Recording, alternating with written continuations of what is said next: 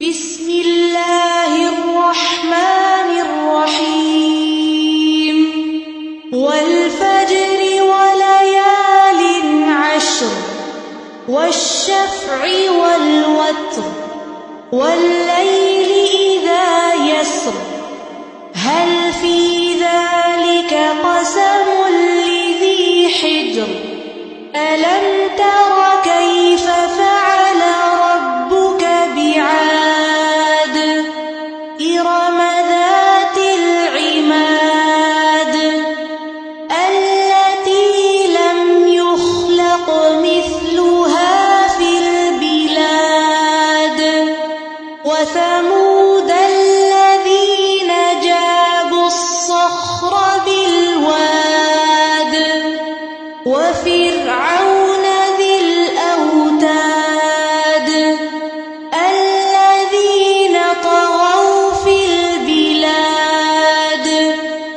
فأكثروا فيها الفساد فصب عليهم ربك سوط عذاب إن ربك لبالمرصاد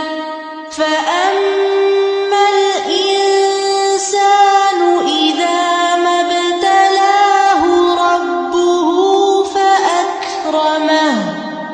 فأكرمه ونعمه فيقول ربي أكرمن وأما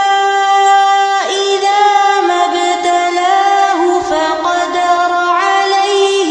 رزقه فيقول ربي أهانن كلا بل لا تكرمون اليتيم ولا تحاضون على طعام المسكين وتأكلون التراث أكلا لما وتحبون المال حبا جما كلا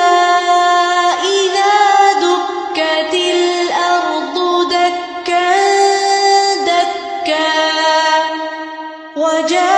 وجاء ربك والملك بسم الله الرحمن الرحيم والفجر وليال عشر والشفع والوتر والليل إذا يسر هل في ذلك قسم لذي حجر ألم تر كيف فعل ربك بعاد إرم ذات العماد التي لم يخلق مثلها في البلاد وثمود